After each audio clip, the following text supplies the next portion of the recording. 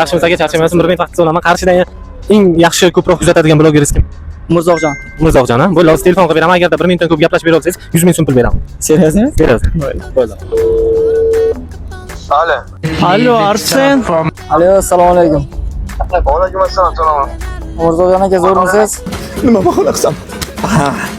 Zo'r deyman, bezovta qildi aka. Yapchag'ing sindirmasi, tez gapi.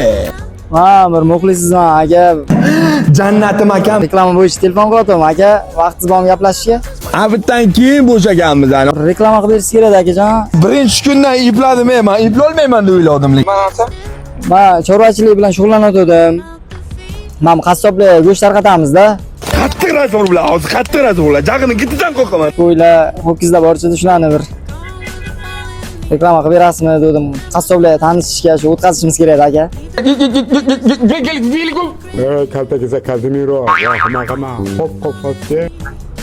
Yo'q, unaqa reklama qilmaymiz, aka, uzr bo'pti. Bu kecha bo'ladi, ajoyib. Dangirdim.